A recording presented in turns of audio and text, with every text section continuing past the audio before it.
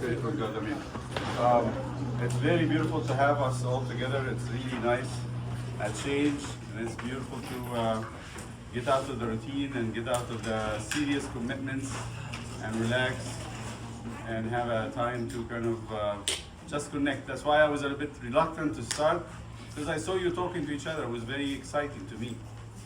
You're connecting, you're socializing. We rarely do this. You're very busy, especially as servants. Busy, busy, busy, busy. Rushing, rushing, rushing. Get done Sunday. And especially if we have spouses that are waiting for us to get done with Sunday school. And we feel guilty. We're late. And I appreciate Joe when he actually holds the watch and says, you have to be out of here on time. Sorry about that. No, it's good. Our It's husbands good. appreciate you. Because you have a lot of commitment. So today is a break of the routine. And I was thinking about what to say. I spoke to the school about this one virtue that I want to share with you today. Virtue أنا هقولها بالعربي برضو. مش عارف ترجمتها إيه بالعربي بس I will say it in English and we'll find out if it can be translated to Arabic. In the school I started in the liturgy talking about virtues. And I'm studying the virtues as part of the moral. There is 60 virtues. They counted them. 60. 6-0. And the first one is faith. And we talked last time about faith and trustworthiness. They're related to each other too, but related to each other. The one I talked about is something in English called prudence. Can we find the translation? What prudence means? To be prudent. Prudence, it has a definition. I'm going to tell you the definition. But it came to me to think about it in relationship to martyrs. Especially we're in the season of martyrs and the beginning of the new year. Prudence actually is very relevant. What would prudence be in Arabic? Hell is the heart. No. Let me say the definition in English. Ability to govern and discipline oneself by the use of reason. Exactly. So, but it has to do with a very specific definition. Is making decisions, making choices, looking at the future. Whenever you're making a decision, you're not thinking about now. You're thinking about both now and future.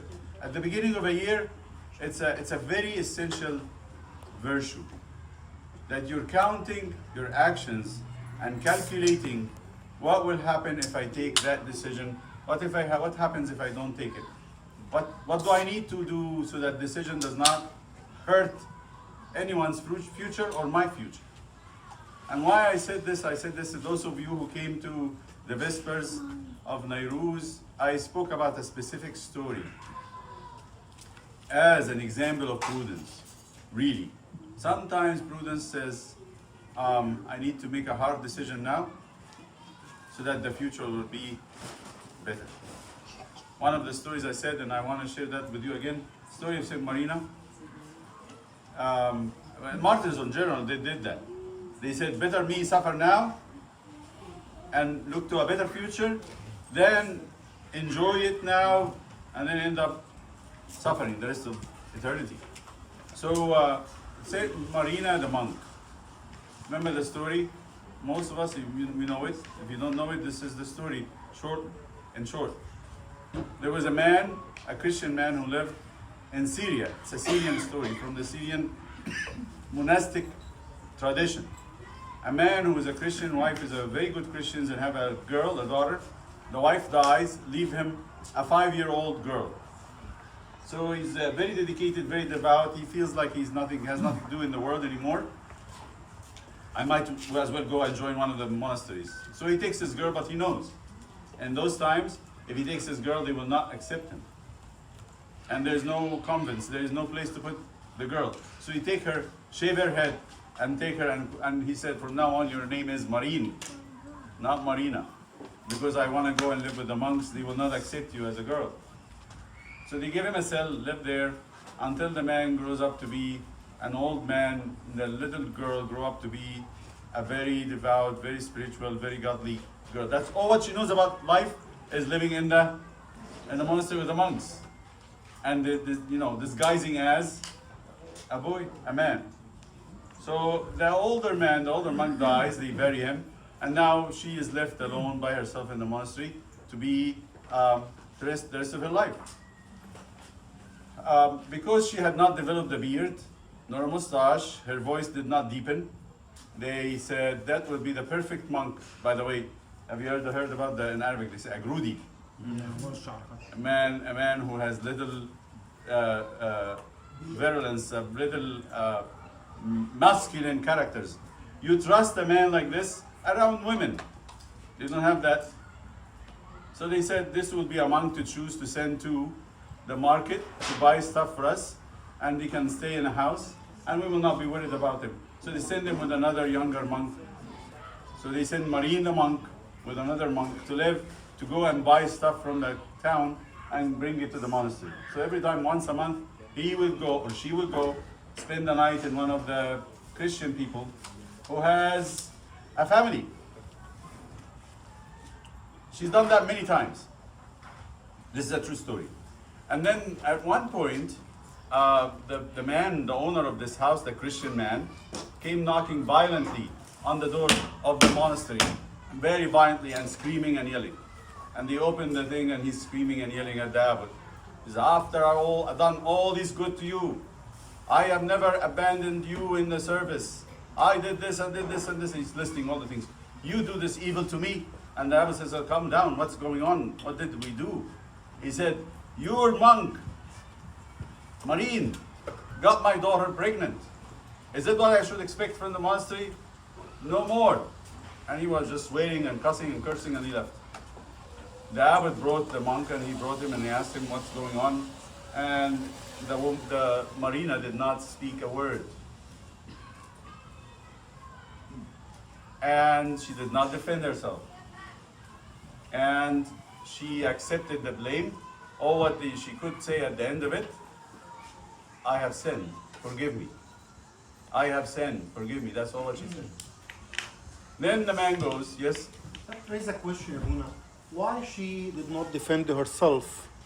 She, at least to defend the monastic community. Yeah, exactly. Yes. The monastic life and the people view about the monasteries and the monks.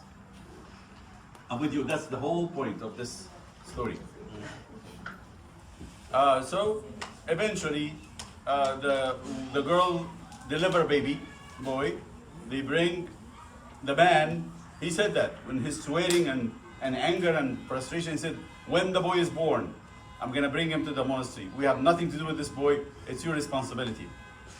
And the abbot said, fine. So they brought the boy and they gave him to the abbot, and the abbot delivered him to Marine. You take care of him. And they had made a decision already. He's going to stay in the monastery until the boy comes. And after the boy comes, he's going to follow the canon. What's the canon? What's the canon law of this? 8 years outside if a monk among the community is caught in a sexual misconduct, whatever it is, they will be out of the monastery for 8 years. And then after that, he can come back. Which is something very beautiful, actually. Think about this as they already have something for that, which says to me, in these times, this was not uncommon. Sometimes monks will make mistakes and they will be disciplined and then be brought back. But in this case, especially, she had a baby. And so they give her the baby and send her out to the monastery. And she was allowed to come back after a certain period of time, to come back to the monastery to take communion. They baptize the baby. And they always check on her, so everything is fine. They're not supposed to give her any help. What did she do? She went to the shepherds in the area. She joined the shepherds. She worked as a shepherdess, brought milk for her baby. And then they give her at the end of the day, they share with her the food. That's all what it is. After 8 years, she came back and begged. She was always coming back and asking when she's going to be able to come, if they're going to receive her. And they said, yes, they will receive her. She came back, nobody knows, of course, brought the baby, and they returned her back to the monastery. And from that day on, she was the mother or the father of that baby. The same thing that happened with her father, she did with her adopted son. Growing up until the day she died. When she died, as a custom of the monastery, they washed the body. So the monks, the two monks that went to wash the body, was hollering and screaming. They realized that she's not a man. And when they screamed and the whole monastery came, of course, they said they came to the body and they were apologizing for the treatment because they all looked down on her. They all treated her badly. But the question comes, what Roman is asking, why did she not defend herself? Why is this a story about prudence? Think about it. She wants to stay. She doesn't know any other life. She wants to stay on inside. She has no other way of living outside the monastery, and she doesn't conceive herself in a where will she go? What will she do in a culture that's very countryside? It's not like a city, a big city where people are kind of dissolved in a big community and nobody knows anything about anyone. No, she will be in big trouble. So she decided to have the hard time now and to live the rest of her life in the monastery, then to save herself now, and then the rest of her life will be in question mark. And she loved the monastery, and she truly loved the life of prayer, and she dedicated herself to that. So that's a very important story of prudence. Sometimes we need to bite the bullet now so I can have a better life later. Or it's not for me, might be for my family, might be for the church. What would the Bible say about Jesus? The example of prudence. He said, I suffer now, I go to the cross, and they will have eternal life, than me just skipping this hour and having it the easy way, and the rest of the church will be in hell for the rest of eternity. And what did he decide to do? That's prudence. That is prudence. We need to teach ourselves prudence. We need to teach our kids prudence. Prudence is, again, the definition. Making choices with eyes on the future. الترجمة في العربي تعقل. التعقل. Yeah. أو التبصر. البصيرة. That means I have a vision. I don't really think. That's needed for many things. I study now and work hard now so I can have a better degree and I have a better job. In every way of life, there is always this prudence, mean take some hard time now, take some work now, so that in the future. That's why I look at the people I'm serving and I say, if I rest now, that's what Pope Shula used to say. The priest and the servant rests, the congregation, the kids gets in trouble. They work hard, the congregation and the kids get benefited and they grow. This is something we have to keep in mind always. Eyes on the future, people. Don't look under your feet. Sometimes we think it's a virtue to not think about the future and say, let me just live this day. I'll take it one day at a time. But in fact, we're being lazy. As I teach the kids, even in kindergarten and school, I say, why people get bored? Okay, let me say that. Why people get bored? I ask the kids, when they say to me, Abuna, I'm bored. I said, will you ever hear your mother saying it? Will you hear mother saying, Mama says, I'm bored? Sometimes. They feel it, but they don't say it. Sometimes, yeah. No. Yeah, no. I don't believe it for a second. Because the mother does not have a second to think even if I'm bored or not. Because there is actually a lot of things she has to do. There is no way for a mother to be bored if she has kids. There is no way. I cannot believe it. Because she's old. So boredom comes from? Don't go that way. Boredom comes from laziness. Because I have nothing to do. If a person is really using their life, I'm not saying that we're going to do all kinds of hard work. Sometimes it's actually just to take a stroll in the park and clear my mind. That is not a hard work, but it's work. And it's a leisure work, meaning I'm actually enjoying myself. So I take a break and I think about things that is not stressful. I don't have to make decisions. I'm immersing myself in nature. I'm praying. I'm reading the Bible. But these are like leisure work. But to be bored, it means I'm not working, I'm not leisure. What is it? It's this gray zone in between. That's not prudence. That's not prudence, because you know what? Most bad habits, most sinful things that stick to us comes from the emptiness. I'm not really leisure, I'm not enjoying myself, and I'm not actually doing something productive. Where are you? I'm in this, what do you call it? The twilight. I'm not night and I'm not day. I'm not active working and working busy, doing something productive, nor enjoying myself and having some time that I enjoy. There's no prudence in that. You're setting yourself up for trouble, big trouble.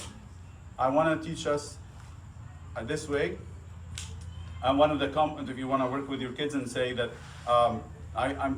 sometimes, if you're a good servant and working really good with your kids, they might come and confess to you. This happens. And when they confess, one of the things they confess, I don't know why I'm being fought so hard with sins or bad habits.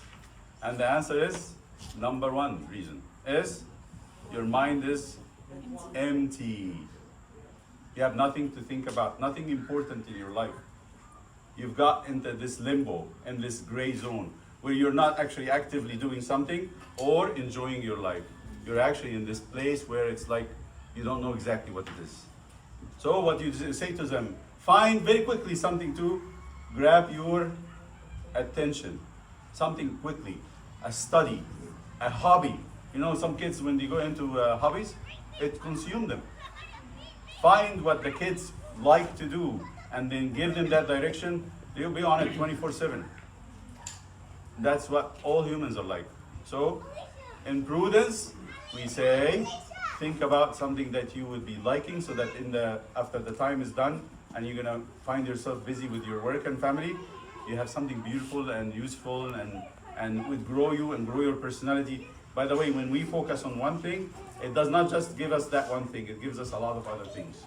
So prudence, please, is a virtue to think about in the beginning of the year. Think ahead. That's what I have for you. That's How we gain 50 this minutes. virtue? Huh? How we gain this virtue? always ask myself, what will happen after I'm done with this? So yes, I say, for example, when we are not having anything to do, like what the monks would say, an empty mind is a workshop of the devil. An empty mind is a workshop of the devil. If I keep my mind empty, I'm assured. It's almost like an empty piece of land. Can it stay empty? It will have weed. If you're not working on it to bring in something good, what will happen? Poison ivy, thorns, thistles, all kinds of things. And then you're gonna go and try to take it off the land. It's a hard work, really hard work. Prudence says, get done, cultivate this land, cover it, do all kinds of things you need to do so that actually be productive. You see beautiful stuff here because people that work on it, they did. That's what I would say. An empty mind is the workshop of the devil. Okay. Thank you. He vanished because